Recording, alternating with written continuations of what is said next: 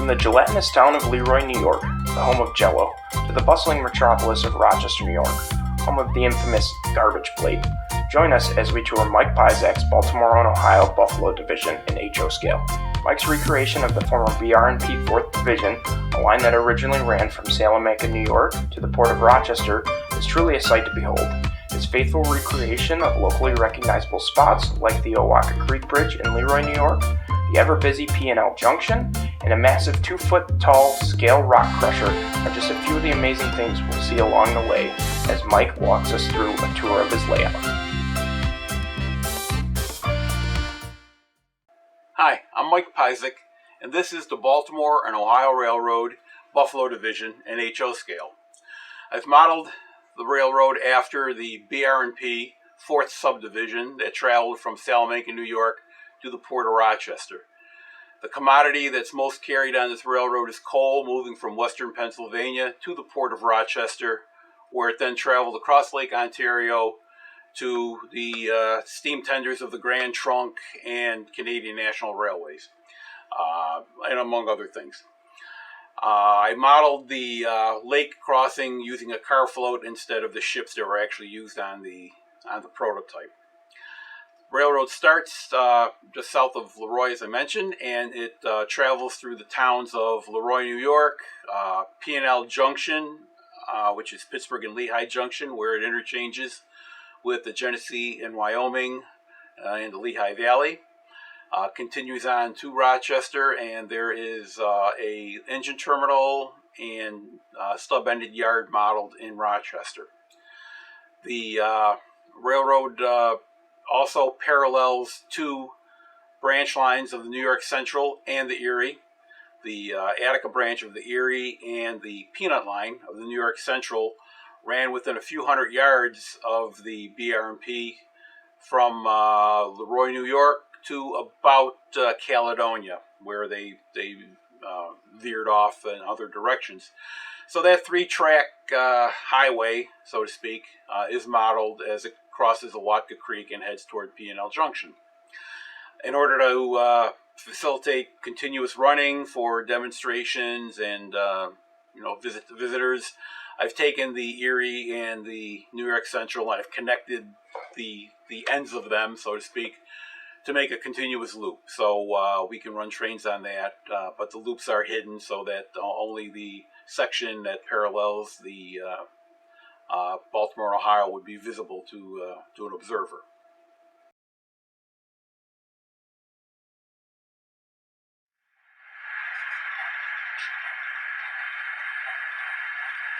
Here at the west end of the layout, we have a B&O consolidation, taking a short coal drag toward Rochester. It's about to pass the DL&W joint station with the B&O that was south of LeRoy, New York, off of Route 19 on Junction Road, burnt down in the early 70s, I believe. The locomotive is a brass import, United consolidation. I painted that. About 60% of the rolling stock and most of the locomotives on the layout I've painted. At the station on the upper level, the Phoebe Snow is stopped taking on passengers on its way to Buffalo.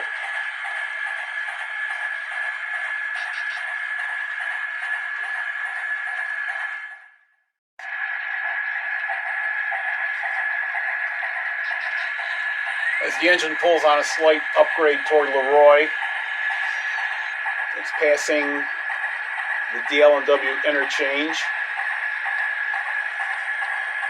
and Townsend Oil.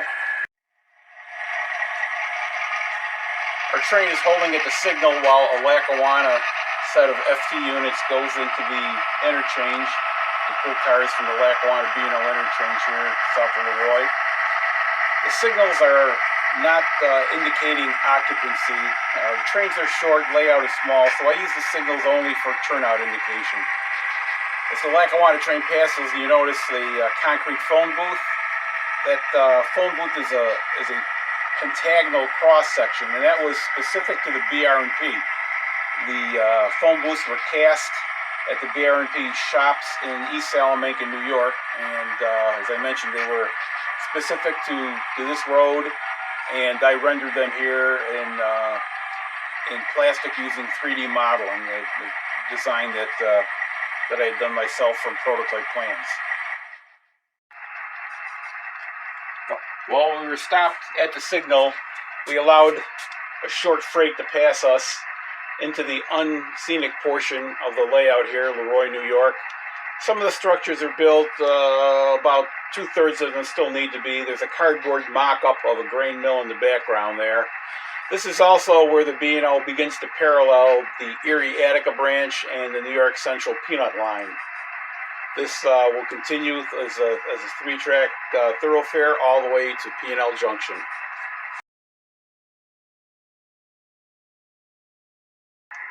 The train now just east of LeRoy is passing over Owatka Creek. 3 bridges once stood here for the 3 railroads. Now only the B&O bridge remains. The others taken out in the early 90s. And we're heading again into an unmodeled portion of the layout.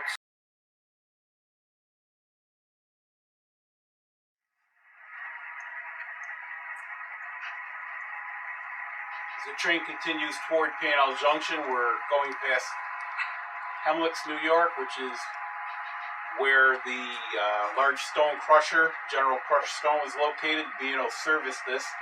That model is scratch built from prototype photographs out of styrene. Took about a year to build, and it's one of the features of the layout, of course, being almost 22 inches tall.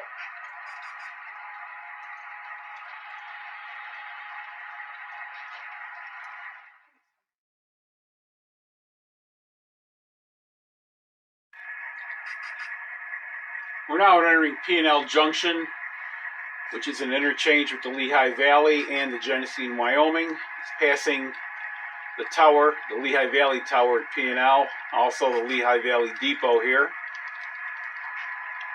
This again is only a partially finished scene. Cars are being unloaded, 1954 Corvettes at the B&O station.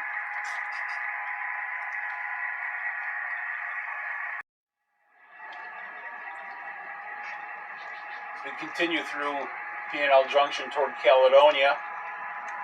In the background is Hamilton and Sons feed mill that was serviced by the New York Central Peanut line. That structure still stands in Caledonia. The water tower, which was in a different part of the town, is gone. And this is where the Central and the Erie diverge from the B&O. B&O, of course, heading now north, compass north, toward Rochester, New York, and the port of Rochester.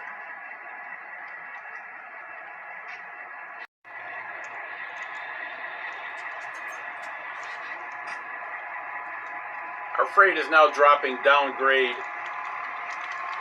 into the port of Rochester. Several industries are located here, along with a small passenger station. You can see the car float that will haul coal across Lake Ontario, parked here. Also a small 2-track yard. This is also the home of the Genesee Northern Railroad, which is jointly owned by the Lehigh Valley and the B&O. It functions to serve the port with industrial switching needs, very similar to what the Buffalo Creek did at the Buffalo waterfront, that being owned by the Valley and the Erie Railroad. Pulling up alongside the flour mill here, and this is where we'll start doing our switching and then return the locomotive light back to what we call Genesee Yard, but it functionally is Lincoln Park Yard in Rochester. Among the scenes that I've modeled are some of the things that I remember from my childhood. Here's my dad and I walking down toward the Michigan Street Pier on Lake Erie. I grew up in what was known as the First Ward in Buffalo, near the waterfront, and that's Dad and I going fishing there. We picked up a boat at Michael's Boat Rental, and that's his '56 Chevy that we used to take down to the pier. Another area that brings back memories to me is this little city scene. In it, toward the right side, you see Lazudek's Bakery, which still is on South Park Avenue, Buffalo, New York. I actually went to school right across the street from the bakery. And on the corner, more toward the left, that'd be the corner of Michigan and South Park Avenue. And that's the Malamute Bar, which my uncle owned and ran for 46 years. Locomotive now is running light into the engine terminal. We're going to be heading to the fueling rack.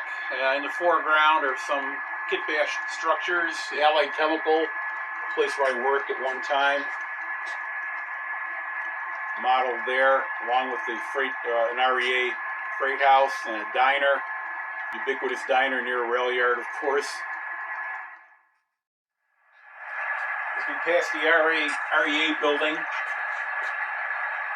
heading to the fueling rack, the diesel rack for sand at the roundhouse. There's a small yard here, capacity of about 50 cars. The layout operates relatively small trains, only 6 cars, and some other freights up to 10. But in general, there's short trains, and during an operating session, we move over 100 cars to service the 25 industries on the layout. One of the things I enjoy doing in the modeling of the towns and structures is to include figures in small vignettes that depict interactions with people. We have the yard office foreman talking down out of his window to an employee in one area here. We also have in the back of the engine house a mechanic with a pickup truck speaking to someone. We have an unloading crane taking wheel sets off of a truck near the engine house. Well, thanks for joining us today on our tour of the Baltimore and Ohio Buffalo Division, as done here in my basement. The time frame for the layout is approximately 1955. We run steam and diesel both. Operating sessions, I tend to run more diesel because of the reliability. So far the layout has been under construction for, I'm sorry to say, about 20 years. There's been some lapses during that time when I haven't done much work, but the beginning of it was getting the room ready, drop ceiling, studded walls, that sort of thing to prepare the environment for the layout itself. And the track is all flex track, commercial products, code 83 on most of the mainline track. Sidings tend to be code 70. Structures, as I mentioned, mixture scratch built and kit bashed. A few of them are just right out of the Walters box, but I usually do some modifications to fit the space. Operating sessions, we have them here, as I mentioned. We move over 100 cars in the industries, and the trains will be a mixture of freight and just a couple of passenger trains, since we don't have much modeled in the passenger world. But still, we have a good time, and we run a fast clock in about a 3-hour session, and up to a dozen operators here, rotating jobs in and out. So again, thank you, and hope you enjoyed your tour.